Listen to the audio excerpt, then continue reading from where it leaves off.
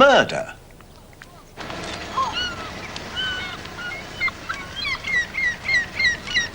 Kane Street.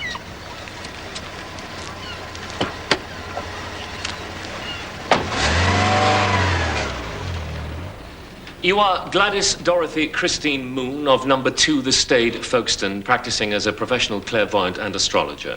I am.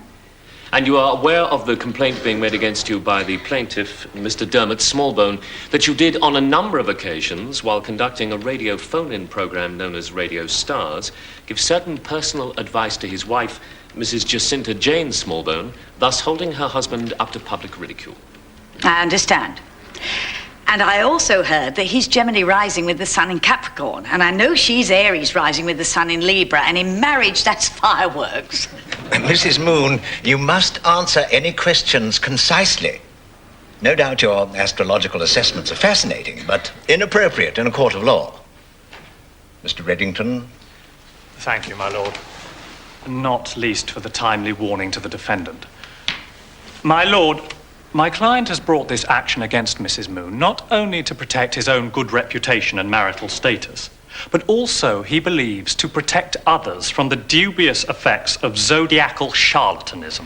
My lord, I really must object to my learned friend's damaging allegation of charlatanism before he's even begun. Would he like me to foretell the jury's verdict? Mrs. Moon, whatever clairvoyant talent you possess, you must curb your impetuosity if you wish a fair trial. Oh, I know I'll get that with you on the bench, my lord. You're a Leo, am I right in thinking? With an unbreakable code of moral virtue. Well, we must get on. Now, where were we? Yes, Mr. Reddington, I think you should withdraw your last remark concerning Mrs. Moon's professional probity. Thank you. I realize you must see hundreds of patients. I don't like them to know I use these. Oh, I think they suit you. Very sexy. Yes, I remember her. Nice lady. She was here a few months before she died. I could look her up in records. Hello. What's his name? It's a she. She's called Penny. And what's your name? Tracy Elizabeth Garnett. Very pleased to meet you, Tracy Elizabeth Garnett. Can I help you? Mrs. Garnett? You must have got the wrong address. My name's Wilson. But the child just said. Can't help you. Sorry.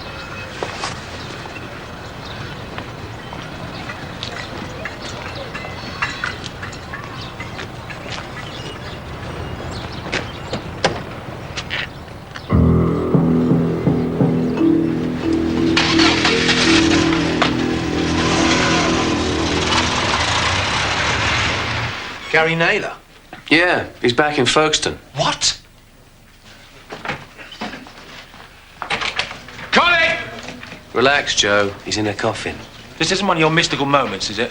I'm surprised the French police haven't notified you. Gary Naylor, do we know about him? Yes, Sarge. Wasn't here a few days ago. As an experienced producer of radio phone-ins, you're quite used to, shall we say, eccentric calls. Oh, yes. Nutters, heavy breathers, lowly windbags. Well, we get an instinct. And you head them off? Well, we leave them queued up at the switchboard till they get tired of waiting and hang up. But Mrs. Smallbone seemed perfectly airworthy. Yes, as far as I could tell. She got through to Gladys Moon, and she gave her astrological details. Yes. And she made it quite clear that she was an unmarried woman.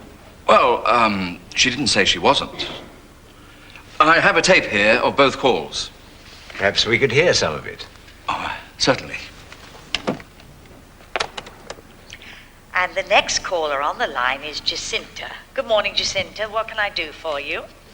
Well, I'm Aries, born 25th of March 1948, with Libra ascendant. Oh, I see you've done your homework. The thing is, I'd like to know what my romantic prospects are. At the moment, I cohabit with someone, but it's all over.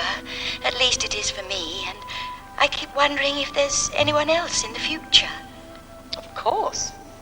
And if so, what he might look like, his birth sign and so on. Well, First of all, Jacinta, I can judge you've been through a difficult time with your present partner. Oh, I have. Might there have been another woman?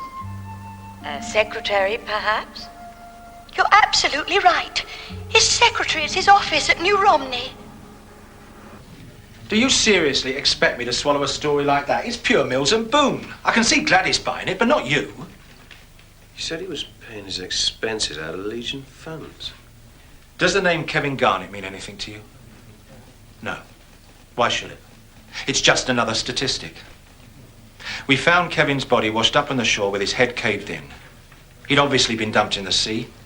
It's an unsolved death. A murder. But I know who did it. Gary Naylor? He and Kevin were a team. Safe breakers. But Kevin was the real expert. The last job they pulled was their biggest. Diamond merchants. Hatton Garden. Uncut diamonds worth £600,000 and they're still missing. Like Naylor was until now. Would you have gone and joined the Foreign Legion if you had a fortune in diamonds? Now, I was on this case after Garnett's body had been found. It's been a thorn in my side ever since. We've searched for those diamonds everywhere. His wife's still around, and we keep an eye on her, but she lives in a council house and works for a living. Reiner never mentioned anything about any diamonds. Well, if he does, I want to be the first to hear about it. That's amazing. You found her. The sister at the hospital recognized her. Well, now I can tell the undertakers to go ahead. And now you can tell me what else Gary Naylor said before he died. I beg your pardon? Like where he might have hidden some stolen diamonds? What did you say? The police are very interested in Gary's reappearance, so to speak. The police? So you see nothing wrong with Mrs. Moon's utterance? It's in the eye or the ear of the beholder, isn't it? Well said, Zelda. Mrs. Moon. Are you saying, on oath, that Mrs. Moon's guesswork with her caller was not calculated to cause mischief? Guesswork is not what we'd call it.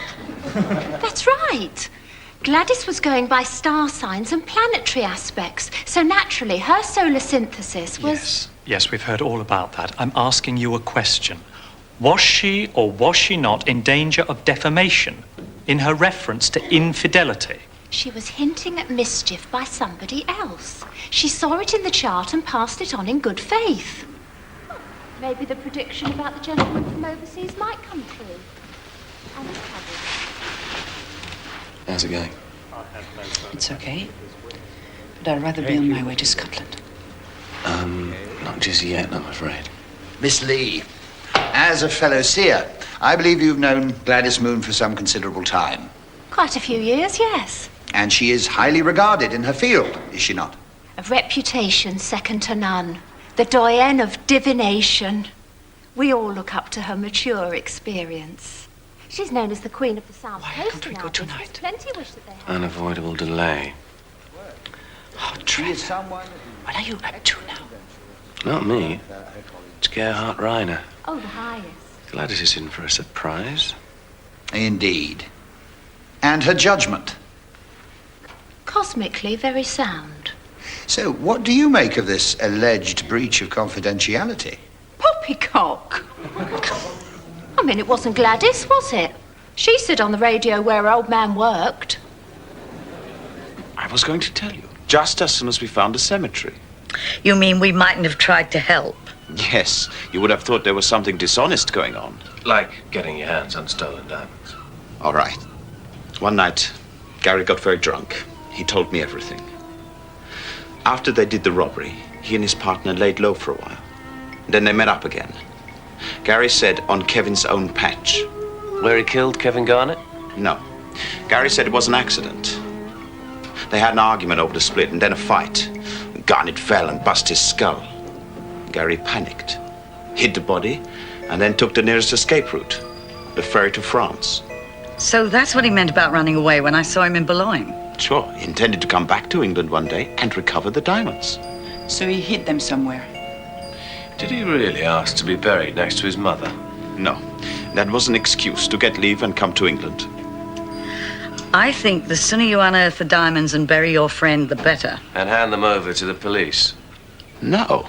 Well, why do that? Because we don't want to get involved with stolen goods. No, you've got it wrong. The diamonds will be given back. But Gary told me there was bound to be an insurance company involved and a reward. We can collect that and share it. Well, has a certain logic to it, besides a nice bit of cash. Trouble is, I don't know where they're hidden. But I thought you just said... No, it wasn't Gary who hid the diamonds. It was his partner, Kevin. And he died before Gary could find out where he had put them.